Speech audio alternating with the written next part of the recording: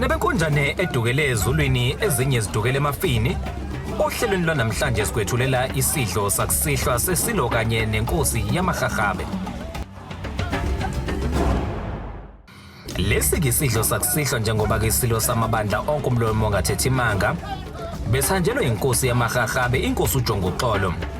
Phela ke inkosi ingumshana esilweni esihleze esihlalweni. Njengoba ke izalwa indlovukazi uNoloyiswa kepha lapha kwaZulu obizwa ngumntwana uNomusa nokuyigama lakhe lokuzalwa ongudadewabo wesilo. Nenkosi ke uMaxhoba ayakhawuleza ungweyesizwe. Indlunkulu ezala yena umntwana indlunkulu uGwabini esesigabeni sokuba umama esilweni. Esiqubulweni ke sokuyikhulekela inkosi yamahahabe kuye kuthiwe vululwandle. Khona abanye abanenhlanhla abahamba omama babo sebekhulile. Khona abanenhlanhla abahamba oyise sebekhulile. Kukhona abangenayo inhlanhla ukuhamba konina bese bancane nabazali babo abangobaba bahambe bese bancane. Kepha kukho singakubonga uNkulunkulu ngoba asenzela khona uNkulunkulu kuseyinhlelweni zikaNkulunkulu futhi ngeke ukuguqule okuzinhlelo kaNkulunkulu. Ungumuntu nawe udaliwe wayisidalwa uNkulunkulu asidale safana naye nafuna ukusebenza ngaso ngawe futhi uNkulunkulu usebenza ngomuntu omncane asebenze ngomdala usebenza ngomkhulu asebenze ngongemkhulu ngisho ngokuyikhundlake asebenze ngenkosi asebenze ngabantu bavikela inkosi ngenkosi asebenze ngayo ivikela abantu.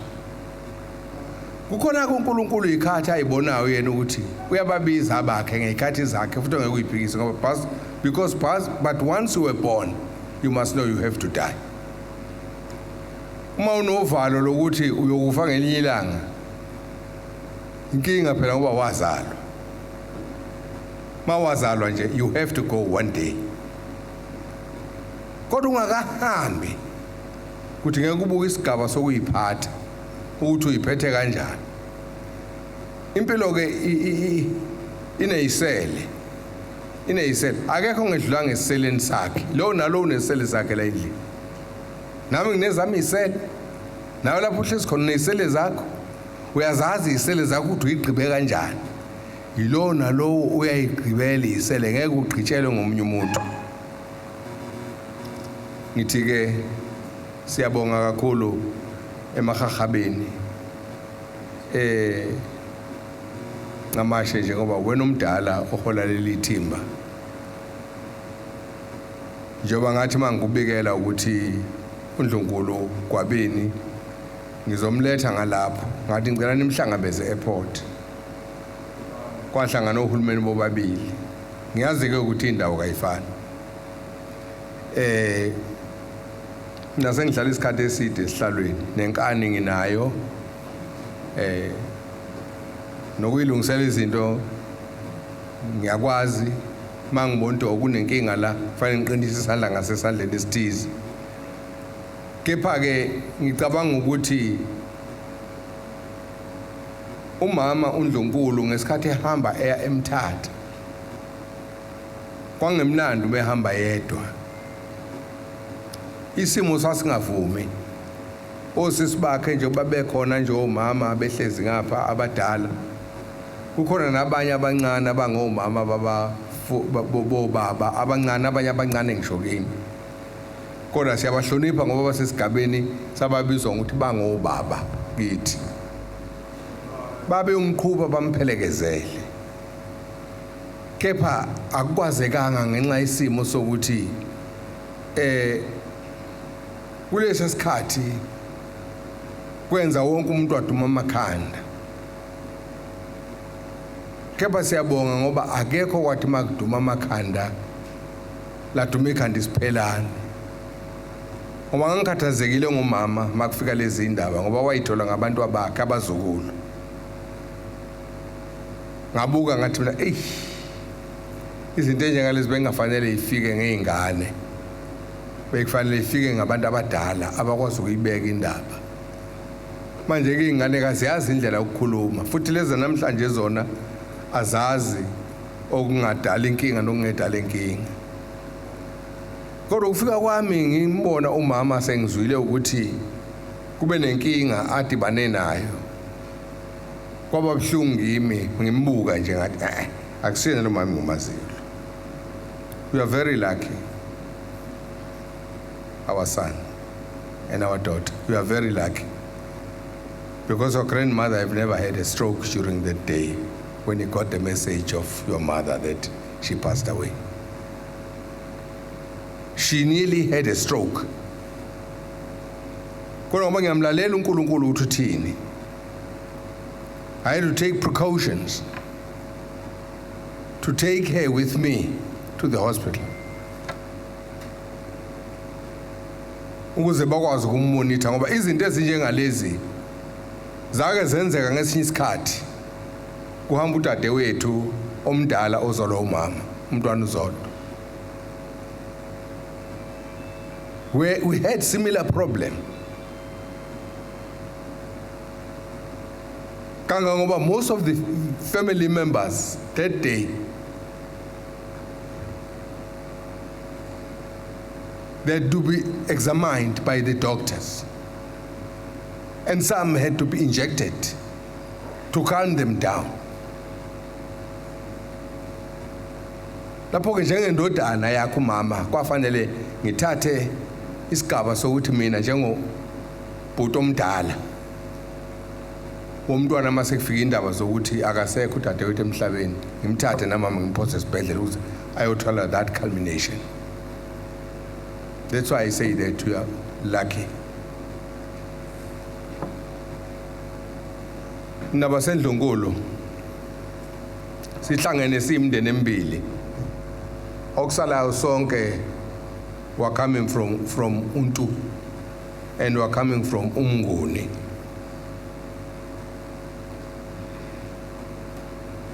Ngiyazi ukuthi emathimbeni onke ala endlini yabangcwele lapha endlini baseNdlunkulu yakwaZulu nomuzi wesizwe samaHahabe ubuyothokoza uma ngabe ubuhamba nabasekeli okuyibona abazosekela isihlalo sengane yethu la kwaZulu ngoba kuyoba kuhle masiveza lezi indaba sikhuluma lezi indaba zokwakha baqonde kahle ukuthi bahlangene nezimbi la ithutha iholo ngomhlophe phambili ngoba ilokho ehambile umntwana siyanmonita kuhle nginitshela ngeke nazi siyanmonita futhi siyabona ukuthi izingane zethu niphethe kahle kodwa engikuthandazelayo ukuthi within the family of uKumkane ongusibari wami uMaxhoba yakhawuleza owathatha umntwana ozala laba bantwana kube khona that unity, because once the unity is there you can fight any devil spirits. Mbukeli, ake siphinde futhi sibonane ngemuva kwekhefu.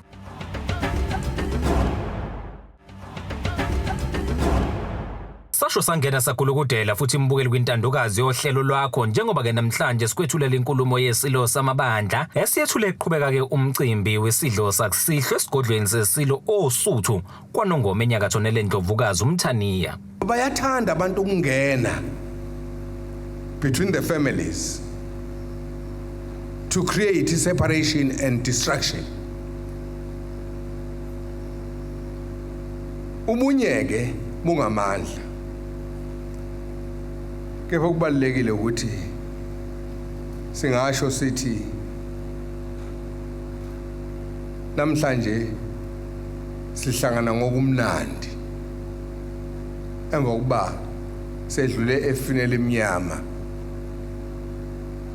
Kepha uNkulunkulu unesihlonti sakhe. Akahlala ngakhanyisi la kumnyama khona uNkulunkulu.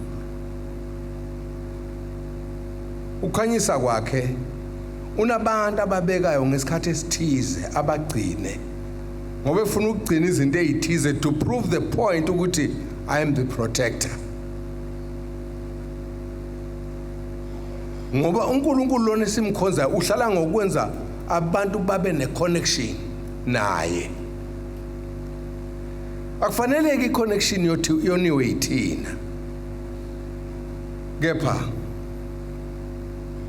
kuleqiniso ukuthi ezinye izinto ngisho zingenzeka kangakanani empilweni noma zikhulunywe kaningi noma kangakanani, kepha azejwayeleki.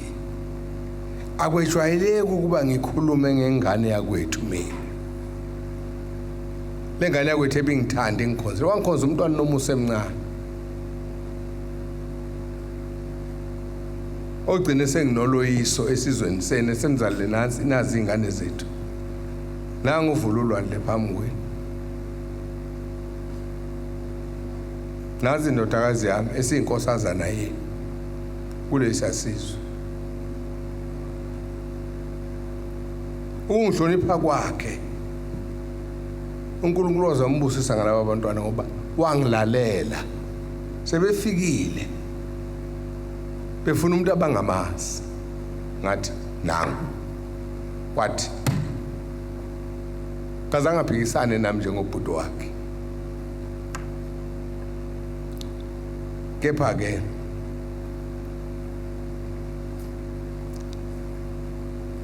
njengoba umntwana ebewumama wenu, njengoba ebewumama wenu ke mahahabe nikhona besimame, nibubonile ubumama negazi leni lingaphakathi emahahabeni, ngabantwana bamahahabe nina. Kumele ke nabantwana abangabantwana bamantombazana bamahahabe bakhulise lezi ingane, bavikele lezi ingane. Bese kuthi ke abesilisa bathatha indawo yokusupporta the leader. Ngoba uma kunjalo ngiyehla ngiyahamba ngizongena enkulumeni yami ngale Eastern Cape. Uma ngithi lokho akwejwayelekile ngoba yize sekwedlule izinsuku nezinyanga kwenzeka lokhu kadadewethu, kepha aliphume ligcwale elokuthi kasekho phakathi kwethu umntwana. Ngikusho lokho ngoba ngiyakholelwa la ngaphansi kokholo lwami,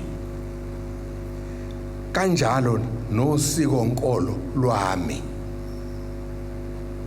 engalihlanganyeli namuntu luyangifundisa ukuthi ngokwedlula kwalabo esibathandayo, isifundo engisithola enkolweni yobuKristu nasesintwini ithi ubuthongo bokufa akusona isiphetho.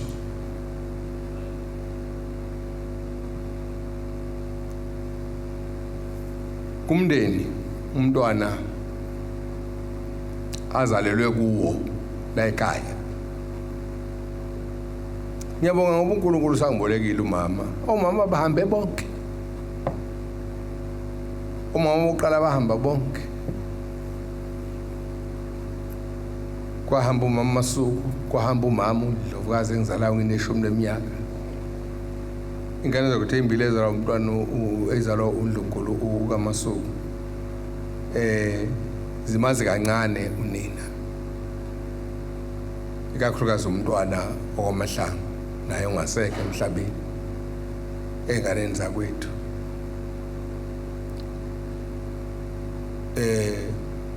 Esahamba ziningi ingane zakwethu ezahamba zimbalwa, uNkulunkulu ayesiphe ubaba nathi siyingxenye yenzalo yakhe. Kepha udadewethu ongelamayo umntwana Thembi niyamazi ngokuyingane kimi, naye ngenhliziyo ula, kodwa ngenxa yesiko akakwazi ukuvela ngoba naye kuthe sisabuka lomuka kadadewethu sobabili nezingane zakwethu ezinye izingane iselamayo, kwadingeka ngigijimisa ingqondo ngiyobukana naye ngapha kwanzima sekhambe labe ngithi bangobhuti bami bangisekele bangoyise balezi ingane enihamba nazo yena ke cishe umama nje akamazi kwakumazi nje ngoba wahamba incane kakhulu kwamina nje angimfeatureishi nje engqondweni yami uNdlunkulu Masuku kodwa umama ngiyamazi indlovukazi engizala ukuthi wahamba ngino 10 years ngase ngibhekile ngisho ngaqhamuka manje ngeke ngidideke ngaye ngisho lokuthi kumndeni umntwana azalelwe kuwo nalowo aganele kuwo wesizwe samahahabe siyazi ukuthi kithi ukuma kwenhliziyo nokuphela kwempilo njengoba siyazi akusho isiphetho kepha kusho isiqalo komunye umndeni omkhulu weNyandezulu ngale kusithekile njengamanje impilo yangale yebo kasiyazi kodwa in my belief the spirits on the underside, they are so powerful than our own living spirits within ourselves. Ngoba sesihambisana nespirit sangalemba ezulwini basemlindelweni manje ke yoba ngisho ngasho mhla elondolozwa umntwana enkulumeni yami ayiqoshwe phansi ukuthi angingabazi ukuthi umntwana nobe indlovukazi yamahahabe uNoloyiso useyinyandezulu emahahabeni njoba sikhuluma nje ngimi lapha angingabazi ukuthi umntwana indlovukazi uNoloyiso uphakathi kwethu manje. Mbukeli ake siphinde sibonane futhi ngemuva kwekhefu.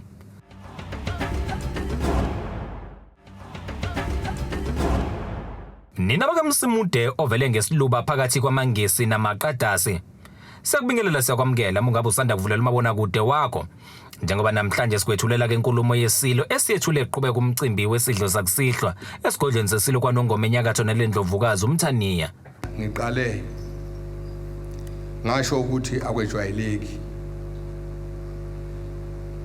njoba ngimlapha namhla ingqondo iyangithatha ingibeke kuloliya suku mhla indlela kadade wethu iqala ukuhlelembwa ukuba ayogana le empeleni mangibheka kule minyaka engamashumi amahlanu nesithupha omusa ngempilo yomntwana okhulele phambi kwami ngibona ukuyiqhenya ngengane yakwethu ngomulusu kulomhla ziyi13 kusuka osuku lomhla ka12 ngimkhipha kwadla amahlahla eyolala ondini olumahlikihlikana lapho impi yenkosi uqetshwayo yakhishwa khona undikise yilo ngempela 1879 ngathi kalale khona ondini ngoba ngifuna thola ibusiso edlinzeni lenkosi uMpande esigodlweni sakoNodwengu esigodlweni sasocwecweni ondini kwakuyinyanga kaZibandlela leyo ngo1988 zayingakabikho lezi ingane zabo lapho njengenhloko kaZulu nomne wabo ngabe ngimkhipha sisuke enhloko dolobha kaZulu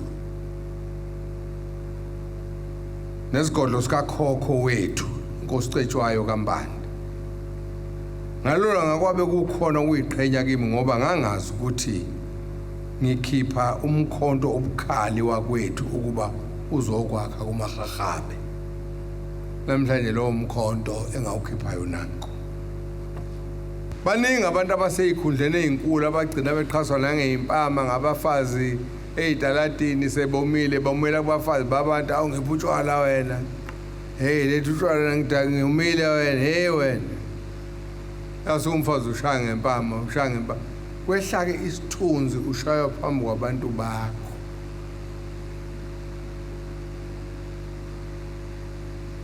kanti ungabi namgogodla khona kuqhatha umndeni nesizwe ngoba uma isizwe sikhala umndeni uma ngabe uthi uyingcenye yokuqedela isizwe sakuthanda babona ukuthi abawumndeni bemuncwa umbele lapho bedla khona kanti bayiqedela qobo lokuyiqedela sesiyakhala isizwe kuningi ke okunye okuyothi ngokuhamba lendlela ukubone nawe ukufunde ndodana kodwa ngiyafisa ukuthi manje uyibambe lapho sayibambe khona ingagudlukule enqola usenabantu abakuthandayo nozoba novalo nabo ukuthi hey mabe ngezwe ukuthi ngilesi simo ngoba uyabona umuntu ongenalo uvalo umuntu ongahloniphi owenza izinto nje angabi namuntu amesabayo uyinkinga lo muntu kaphatheki ngoba ke sabi umuntu wazi ukuthi mina hayi ngimkhulu uyabona ukuba mkhulu uzuyikhohle ube mkhulu nakubantu ongafanele kuba mkhulu kubo ngiyinkosi nje khona abantu abangamakhosi ngaphezulu kwami abantu ntu engibahloniphayo uNkulunkulu ababekile kufanele ngibahloniphe ngiyathanda kangithandi bangamakhosi kimi ngiyinkosi yabo bazi ukuthi ngishaya imithetho phezulu kwabo kodwa ngendlela nje engiyiphatha ngayo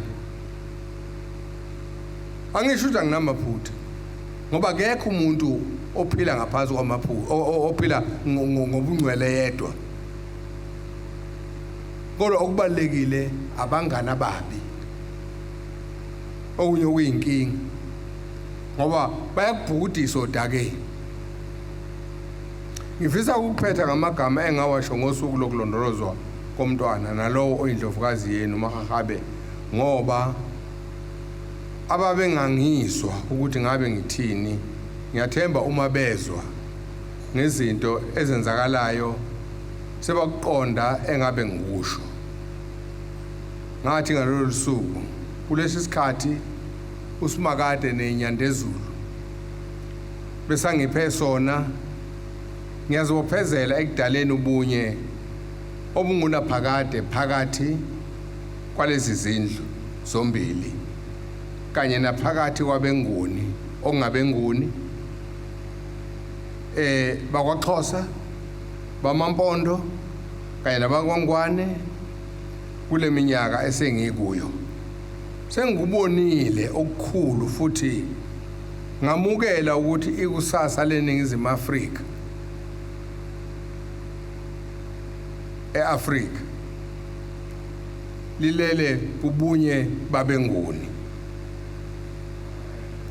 sonke asiyihloniphi indlovukazi yamaHahaba umntwana noLoyiso ngoba ubunye phakathi kwethu nokulugange elungavikela ubukhosi kuyo yonke iNingizimu Afrika neAfrika kukuba sibe munye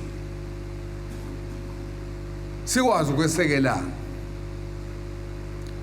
ukuthi I am the senior monarch and nokuthi I am the oldest reigning monarch nokuthi I am the oldest reigning monarch in the continent akekho ngakuphika lokho nokuthi I deserve respect to those who have never coronated before me. I deserve to be respected ngoba nami ngiyabahlonipha nabo ngibhekile ukuthi bangihloniphe ukuze nabo bahlonipheke ukuze impilo yabo nabo kubantu babo bayibukele kubo inhlonipho mina engibanikeza yona ukuthi ngimdala lokho akushintshi